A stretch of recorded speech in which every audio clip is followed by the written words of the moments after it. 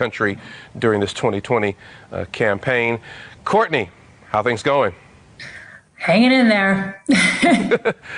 Well, let me first ask you, we saw a speech, which I'm sure many in the country saw, the president make an address in the East Room of the White House, where he pretty much said, look, stop counting some of these votes. I'm not liking how things are going, really raising a lot of serious questions about the election before it was over. Courtney, how unprecedented is it for a sitting U.S. president, right? And I want to give some gravity and the seriousness to this here.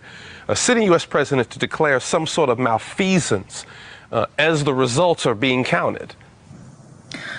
Well, it is not unusual for a candidate to declare victory early, but it is highly irresponsible to do so when several states have yet to fully tabulate their vote counts. The polls are closed.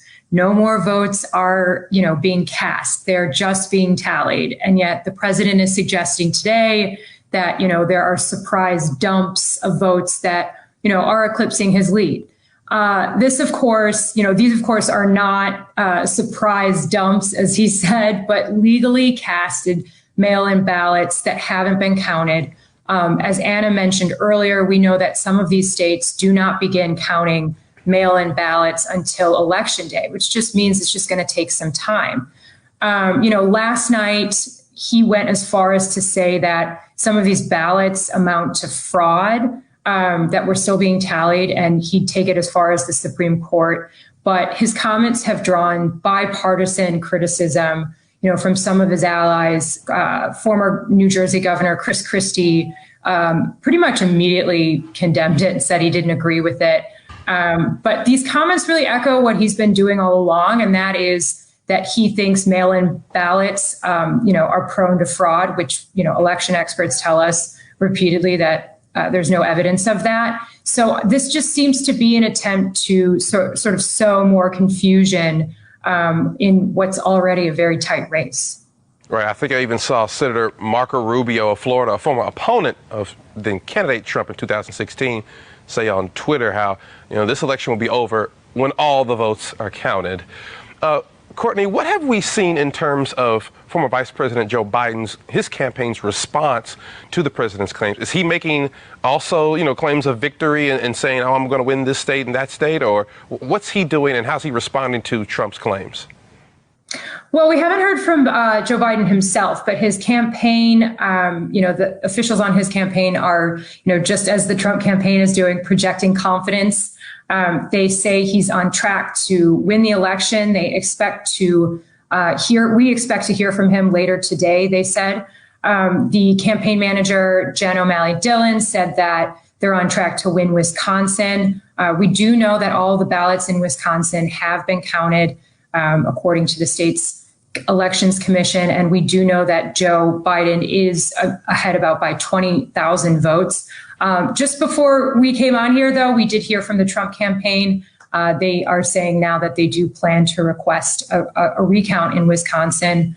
The Biden campaign is also, very confident in Michigan. They think they've built a sizable lead there, and that mail-in ballots will break for him. So, he is ahead in Michigan, Wisconsin, and Nevada. If he can hold those three, that could get him to the 270 electoral vote threshold. But again, it's a tight race, and we don't expect to hear results in Nevada today. We expect that tomorrow. Right. Again, there's a big difference between saying, I'm thinking I'm going to win a state and doing well there and claiming fraud or votes stop being counted. Courtney, what else do we need to understand about the implications of what the president's saying? Is there any signs that there are people stopping the counting of the votes or anything like that? Or is this simply another one of the president's more bombastic claims that people are reacting to? Yeah, I think first and foremost, we need to look at this as irresponsible. The president has tweeted several times since midnight last night, and Twitter has slapped a caveat about misinformation or blocked or censored, I think 4 of his tweets so far, just because it includes some misleading information. And again, is sowing doubt on the electoral or the election process. But at the same time, as the president is complaining about outstanding ballots being counted, his campaign is saying that they are confident in the math that some of those outstanding ballots will put the president over the 270 threshold that he needs. You know, we had a campaign call, a very hastily organized one this morning with the Trump campaign, in which campaign manager Bill Stepien said they were confident in the math. They think that the outstanding ballots will tip the election in his favor and that he's going to win Nevada, Georgia, Pennsylvania, and Wisconsin.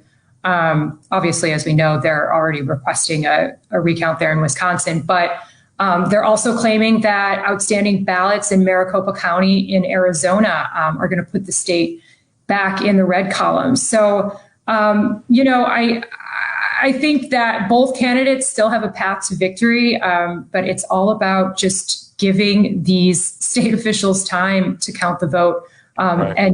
and really being clear about what, you know, the president's saying is just some more misinformation. Right. Well, let the count continue. Courtney Subramanian, our White House correspondent for USA Today. I would tell you to get some sleep, but I know you're just going to ignore me. So go ahead and do what you got to do, girl. Gotta do it. Always a pleasure to have you on States of America. Thanks.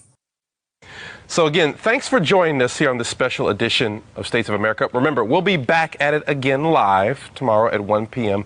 Eastern. You can send us your questions at youasked.weanswered@usatoday.com. Again, that's youasked.weanswered@usatoday.com. You can also send us your questions in our Facebook group, Across the Aisle, Across the Nation. See you soon. Peace.